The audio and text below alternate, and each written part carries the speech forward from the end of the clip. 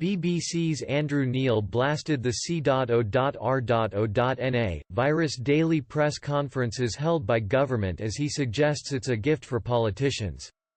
Andrew Neil said the c.o.r.o.na virus press conferences are not working as journalists are asking too many questions to the panel of experts. The veteran BBC broadcaster explained the number of questions mean some are inevitably swerved. He added the Westminster lobby should hand over to leading correspondents. Mr. Neil wrote on Twitter, "These daily press conferences are not working.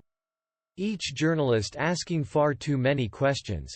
Gift for the politicians. All should be limited to one and a follow-up when, inevitably, the question is swerved."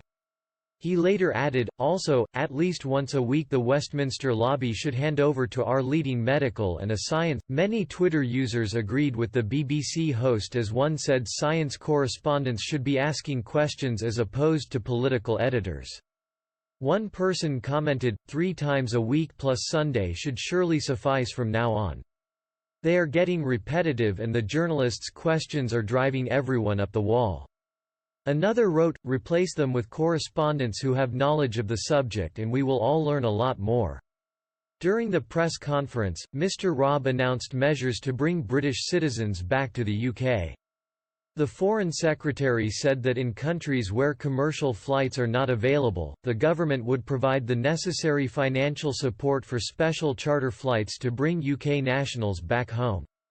He said, once special charter flights have been arranged, we will promote them through the government's travel advice and by the British Embassy or British travellers who want a seat on those flights will book and pay directly through a dedicated travel management company.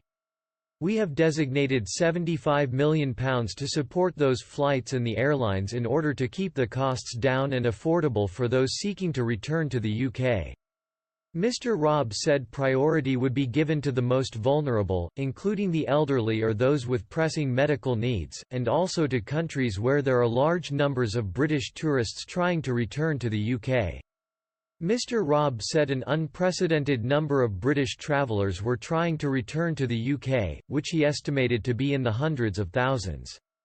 He said around 150,000 British nationals had been helped back from Spain, while 8,500 were brought back from Morocco and 5,000 from Cyprus. We've not faced challenges like this in getting people home from abroad on this